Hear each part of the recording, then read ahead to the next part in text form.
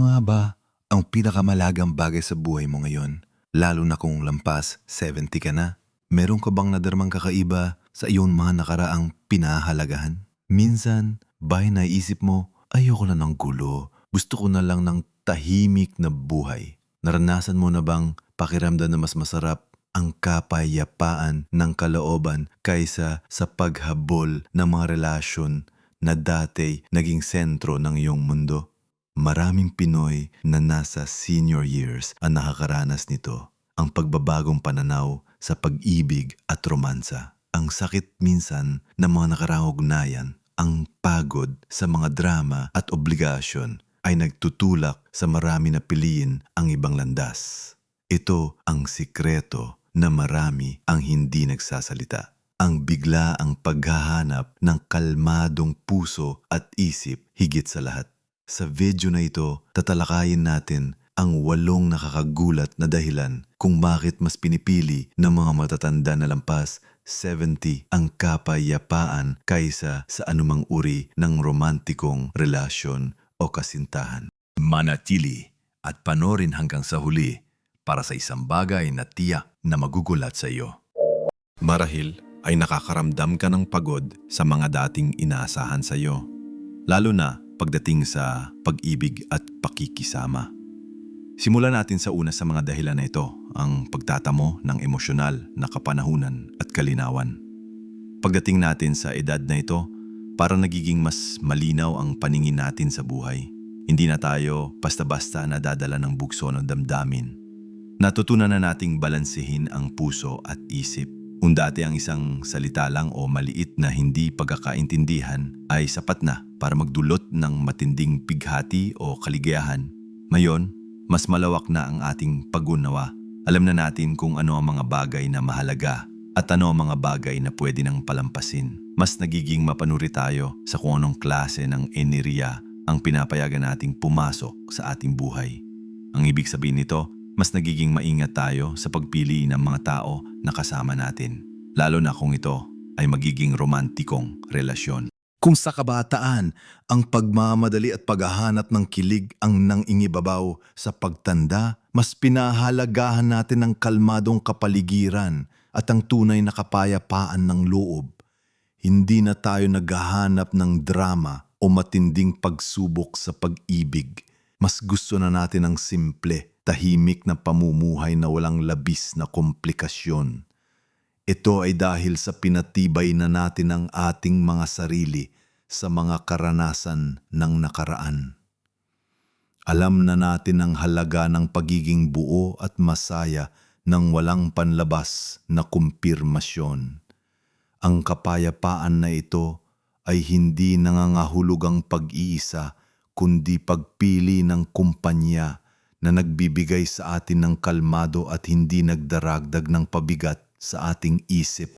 Sunod, ang pagbibigay prioridad sa personal na kapakanan at kalusugan. Sa edad na lampas 70, mas nagiging mahalaga ang bawat sandali ng buhay. Ang ating katawan ay hindi na kasing lakas tulad ng dati. Kaya naman, ang bawat desisyon natin ay nakasentro sa kung paano ito makakaapekto sa ating kalusugan at kapakanan. Ang isang romantikong relasyon, bagamat may hatid na saya, ay maaari ring maging sanhi ng stress, pag-aalala, at emosyonal na pagkapagod. Kung ikaw ay nasa yugtong ito ng buhay, kung saan ang iyong pangunahing layunin ay panatilihin ang iyong kalusugan at magkaroon ng kapayapaan, ang pagpasok sa isang bagong relasyon na nangangailangan ng labis na enerhiya at emosyonal na pamumuhunan ay maaaring maging kabaliktaran sa iyong hinahanap. Mas gugustuhin mong gamitin ang iyong oras at enerhiya sa mga bagay na nagpapabuti sa iyong kalusugan. Pag-ehersisyo, paghahanda ng masustansyang pagkain, sapat na tulog at paggawa ng mga libangan na nagbibigay saya at kalmado.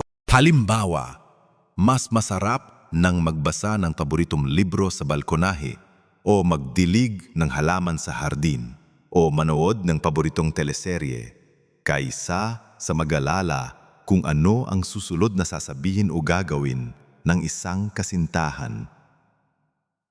Ang mga bagay na ito ay nagbibigay ng kapayapaan habang ang isang komplikadong relasyon ay maaaring magdulot ng sakit ng ulo at puyat. Ang pagkakaroon ng kapayapaan ng isip ay isang malaking kontribusyon sa pisikal na kalusugan. Kapag ang isip ay payapa, ang katawan ay mas malakas na lumaban sa mga sakit at mas mabilis na gumaling. Kaya, ang pag-iwas sa mga sitwasyon na maaring magdulot ng stress ay isang paraan ng pagpapahalaga sa sarili, pag-aalaga sa sarili, na mas mahalaga kaysa sa paghahanap ng romantikong kasama. Ito ay isang uri ng self-love na lumalalim habang tumatanda. Pangatlo, ang pagtamasa ng bagong nakuhang kalayaan at kalayaan pagkatapos magpalaki ng pamilya o matapos ang karera. Para sa maraming Pinoy, ang buong buhay nila ay nakasentro sa pagtatrabaho, pagpapalaki ng mga anak at pagtupad sa mga obligasyon sa pamilya. Marami ang nagsakripisyo ng kanilang personal na mga pangarap at interes para sa kapakanan ng kanilang mga mahal sa buhay. Ngayon, na lumaki na ang mga anak, meron na silang sariling buhay at marahil ay retirado na sa trabaho, ito ang panahon para sa kanila na mag-explore ng sarili. Ito ang panahon para gawin ang mga bagay na hindi nila nagawa noon. Ang pagpasok sa isang bagong romantikong relasyon ay maaaring magdulot ng bagong set ng obligasyon, pangangailangan at kompromiso na hindi na nila gustong harapin. Gusto na nilang maglakbay ng walang schedule, kumain kung kailan nila gusto, manood ng pelikula na silang mag-isa lang o maglaan ng oras sa kanilang mga libangan nang walang kailangan pang isipin na iba. Ang kalayang ito ay napakahalaga at hindi nila gustong ipagpalit sa anumang bagay. Imagine, sa wakas ay wala ka nang kailangang isipin kung ano ang kakainin ng ibang tao o kung paano magpaplano ng schedule na akma sa dalawa. Ang bawat araw ay isang pagkakataon para sa self-discovery at pagpapayaman ng sarili. Hindi na kailangan pang mag-adjust para sa ibang tao. Ang kalayang ito ay nagbibigay ng malalim na kapayapaan at kasiyahan na hindi mahahanap sa isang relasyon na nangangailangan ng patuloy na kompromiso at pagpaplasa. Kaya naman, ang desisyon na manatiling single at tamasahin ng kalayaan ay hindi tanda ng kalungkutan, kundi ng tunay na kaligayahan at kapayapaan na matagal nang hinintay. Ang kalayaang ito ay nagpapalakas ng loob at nagbibigay ng pagkakataong maging tunay na ikaw. Pang-apat, ang pagpapalalim ng mga kasalukuyang di-romantikong relasyon. Sa kultura natin mga Pinoy, napakahalaga ng pamilya, hindi lang ang asawa at mga anak, kundi pati ang mga kapatid, pamangkin, apo at mga kaibigan na parang pamilya na rin. Sa edad na lampas 70, mas pinahalagaan natin ang mga ugnayang ito na matagal nang naitayo at napatunayan. Ang pagpapalalim ng koneksyon sa mga mahal sa buhay na ito ay nagbibigay ng higit na kasiyahan at seguridad kaysa sa paghanap ng bagong romantikong relasyon. Masarap ang feeling na malalim na ang pundasyon ng inyong samahan. Walang pretensyon, walang pilitan, puro pagmamahal at pag-unawa. Ang mga apo ang nagbibigay ng bagong sigla sa buhay. Ang mga kwentuhan sa mga kapatid at kaibigan ay nagbibigay ng tawanan at paalala sa nakaraan. Ang pagiging bahagi ng isang komunidad tulad ng simbahan o mga senior citizen group ay nagbibigay ng pakiramdam ng pagkakabilang at suporta. Hindi na kailangan pang magpatunay o magpakilig. Ang pagmamahal na nakukuha mula sa pamilya at matatalik na kaibigan ay mas tahimik, mas totoo at mas pangmatagalan. Ito ay isang uri ng pagmamahal na nagpapalakas at nagpapayapa sa kalooban na hindi nangangailangan ng mga romantikong drama. Ang pagpapalalim sa mga relasyon na ito ay nagbibigay ng kaganapan at kasiyahan na nagiging dahilan para mas piliin ang kapayapaan sa gitna ng mga kilalang muka kaysa sa paghahanap ng bagong muka na marahil ay madadala lang ang bagong gulo o pagsubok. Mas pinipili ang kape at kwentuhan kasama ang mga matatandang kaibigan o hapunan kasama ang buong pamilya kaysa sa awkward na first date. Na yon na napag-usapan na natin ang emosyonal na kapanaunan, paprioritize ng kalusugan, kalayaan at ang pagpapalalim ng pamilya at kaibigan, lumipat na tayo sa susunod na mga dahilan. Ngayon, ituloy natin ang ating pag-uusap sa ikalimang dahilan kung bakit mas pinipili ng mga matatandang kapayapaan kaysa romansa. Ito ay ang pagpapahalaga sa pananahimik at pagmumuni-muni. Habang tumatanda tayo, mas nagiging komportable tayo sa ating sariling kumpanya. Kung noong kabataan, ang katahimikan ay nakakapanibago o nakakatakot pa nga, na yun ay ito na ang nagiging kanlungan natin. Ang pagkakaroon ng oras para sa sarili, para mag-isip, magbasa, magdasal o simpleng tumitig lang sa kalangitan ay nagiging mas mahalaga kaysa sa anumang ingay na dulot ng pakikisama. Marami sa atin ang nakakaranas ng pagkapagod sa mga social gatherings at sa patuloy na pakikipag-ugnayan na minsan ay pilit. Ang kapayapaan ng loob ay madalas na matatagpuan sa solitude, sa paghahanap ng sariling sentro.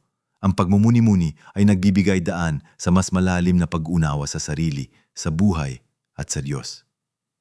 Hindi ito pag-iisa na nakakalungkot, kundi isang sadyang pagpili upang magkaroon ng mas malalim na koneksyon sa sarili. Kung meron kang kasintahan, madalas ay kailangan mo maglaan ng oras para sa kanya, makipag-usap, magplano at mag-adjust.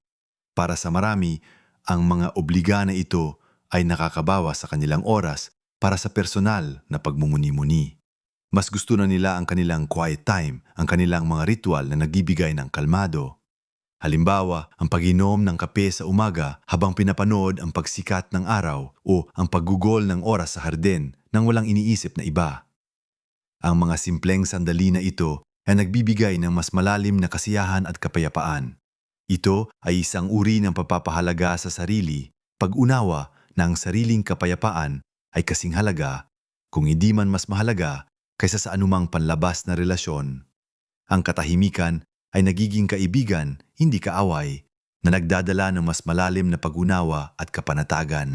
Panganimang kalayaan sa pinansyal at ang ayon ng komplikasyon. Ito ay isang praktikal na dahilan na madalas hindi na pag-uusapan. Sa edad na lampas 70, marami na ang nakapagtayo ng kanilang mga sariling buhay pinansyal. Mayroon na silang retirement fund o kaya naman ay may mga properties na naipundar. Ang pagpasok sa isang romantikong relasyon ay madalas na may kaakibat na pinansyal na implikasyon. Sino ang magbabayad? Paano ang mga ari-arian? Paano kung magkasakit? Ang mga tanong na ito ay maaari magdulot ng stress at pag-aalala na hindi na nila gustong harapin. Gusto na lang nilang tamasahin ang kanilang pinaghirapan ng walang karagdagang pasanin. Hindi na nila gustong mag-alala pa tungkol sa his and hers na ari-arian o sa mga utang ng iba. Ang kalayaan sa pinansyal ay nagbibigay ng peace of mind na nagbibigay daan sa kanila na gawin ang anumang gusto nila ng walang limitasyon. Ito ay isang forma ng seguridad na nagbibigay ng malaking kapayapaan. Halimbawa, kung gusto nilang maglakbay, makakabiyahe sila nang walang kailangan pang isipin kung paano aayon sa budget ng iba. Kung gusto nilang tumulong sa mga apo o sa simbahan, magagawa nila ng maluwag sa kalooban. Ang pagpapanatili ng kalayaan sa pinansyal ay isang malaking faktor sa pagpili ng kapayapaan. Ayaw na nilang magkaroon ng karagdagang responsibilidad o obligasyon na maaaring makaapekto sa kanilang pinansyal na kalayaan. Ang pagiging financially secure at independent ay nagbibigay ng malaking ginhawa at kakayahang magdesisyon para sa sarili. Ito ay isang mahalagang bahagi ng pagiging maligaya sa pagtanda ng walang pasanin. Pang-7, ang pagod sa pagsisikap na kinakailangan para sa mga bagong relasyon. Ang pagpasok sa isang bagong relasyon, anuman ang edad, ay nangangailangan ng oras, enerhiya at pagtitiis. Kailangan mong kilalanin ang isang tao, alamin ang kanyang mga gusto at ayaw, ang kanyang mga quirks at mga nakaraang karanasan. Kailangan mong mag-adjust sa kanya, magkompromiso, at mabigay ng emosyonal na suporta. Para sa mga lampas 70, ang mga pagsisikap na ito ay maaaring maging napakabigat na pasanin. Ang enerhiya na meron sila ay mas gusto nilang gamitin sa ibang bagay, sa pamilya, sa mga libangan, sa pagpapahinga.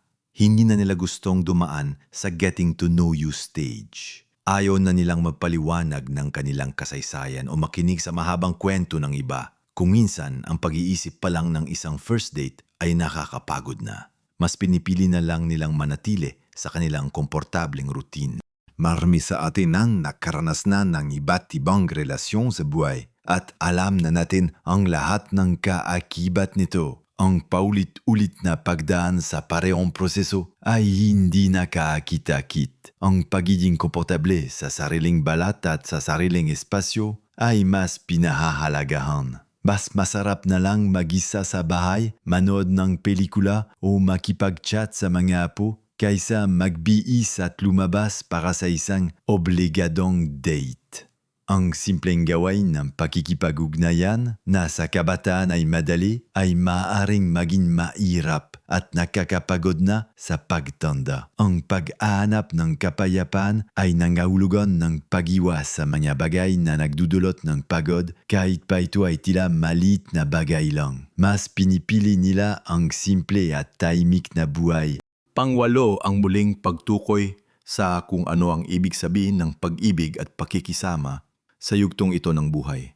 Kung sa kabataan, ang pag-ibig ay kadalasang naugnay sa romansa, kilig at kasal. Sa pagtanda, mas malawak na ang pananaw natin. Ang pag-ibig ay hindi na lang eksklusibo sa romantikong partner. Ang pag-ibig ay makikita sa pagmamahal ng pamilya, sa pagkakaibigan, sa pagtulong sa kapwa, at sa koneksyon sa Diyos. Ang pakikisama ay hindi na lang nangangahulugang pagkakaroon ng kasintahan, kundi ang pagkakaroon ng mga taong pinagkakatiwalaan, nakakausap at nakakasama sa mga simpleng gawain. Maraming Pilipino ang nakakahanap ng malalim na pakikisama sa kanilang mga anak at apo, sa kanilang mga kapatid o sa kanilang mga kaibigan sa komunidad. Ang mga relasyon na ito ay nagbibigay ng suporta, pagmamahal at kaganapan na hindi na kailangan panghanapin sa isang romantikong relasyon. Ang pag-ibig sa edad na ito ay mas malalim, mas unconditional at mas matatag. Ito ay pagmamahal na hindi nangangailangan ng patunay o anumang uri ng obligasyon. Ito ay pagmamahal na nanggagaling sa puso at nagbibigay ng kalmado. Hindi na sila naghahanap ng the one, kundi ng the many. Ang maraming taong nagbibigay kulay at saya sa kanilang buhay.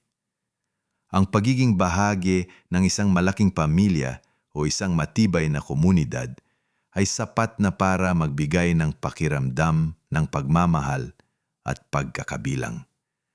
Ang konsepto ng pakikisama ay umusbong sa mas malawak na konteksto kung saan ang pagmamahala ng pamilya at barkada ay higit na binibigyang halaga kaysa sa paghahanap ng romantikong kapareha. Ang kanilang pananaw ay mas holistic, mas malalim at mas payapa. Sa ating paglalakbay sa mga nakakagulat na dahilan na ito, nakita natin kung paano nagbabago ang pananaw ng mga Pilipinong lampas 70 pagdating sa pag-ibig at romansa. Tandaan, pinili nila ang kapayapaan dahil sa emosyonal na kapanahunan na nagpapalinaw ng kanilang pananaw sa buhay, ang pagbibigay prioridad sa kanilang kalusugan at kapakanan, ang pagtamasa ng kalayaan pagkatapos ng mga taon ng pag-aalaga at pagtatrabaho, at ang pagpapalalim ng mga matatamis na relasyon sa pamilya at matatalik na kaibigan. Bukod pa rito, pinahahalagahan nila ang pananahimik at ang oras para sa pagmumuni-muni, ang kalayaan sa pinansyal na walang mga komplikasyon, ang pagkapagod sa mga pagsisikap na kinakailangan para sa mga bagong relasyon, at ang muling pagtukoy sa kung ano ang tunay na ibig sabihin ng pag-ibig at pakikisama sa yugtong ito ng kanilang buhay. Mahalagang maunawa na ang pagpili na ito ay hindi tanda ng kalungkutan o pagkabigo, kundi isang matapang at matalinong desisyon na nagmumula sa malalim na pag-unawa sa sarili at sa buhay. Ito ay isang pagpili na nagbibigay ng kaligayahan, kalayaan at pinakamahalaga kapayapaan ng kalooban na higit pa sa anumang romantic na ugnayan. Ang mga kababayan nating ito ay nagtuturo sa atin na ang pag-ibig ay maraming anyo at hindi laging kailangan itong maging romantiko upang maging ganap at makabuluhan. Ang kapayapaan na matatagpuan sa sarili, sa pamilya at sa komunidad ay nagbibigay ng mas malalim at pangmatagalang kaganapan. Huwag kang mag-alala kung ganito rin ang nararamdaman mo. Normal lang ito. Sa katunayan, ito ay isang magandang yugto ng buhay kung saan mas malaya kang maging ikaw nang walang pilit. Tandaan, maliit na pagbabago sa pananaw at prioridad ay maaaring magdulot ng malaking kaibahan sa iyong kalusugan at kaligayahan. Ang iyong sariling kapayapaan ang pinakamahalagang kayamanan mo ngayon. Ito ang yugto ng buhay kung saan ikaw ang pinakamahalaga at ang iyong kapayapaan ang pinakamimiti. Iyong mga saloobin at karanasan. Ibahagi mo ang iyong mga naisip sa comment section sa ibaba. Maring ang iyong kwento ay makatulong din sa ibang nakakaranas ng parehong sitwasyon. Kung nagustuhan mo ang video na ito at nakahanap ka ng halaga rito, paki-like naman at mag-subscribe sa aming channel para sa mas marami pang kapaki-pakinabang na nilalaman na idinisenyo para sa ating mga nakatatanda.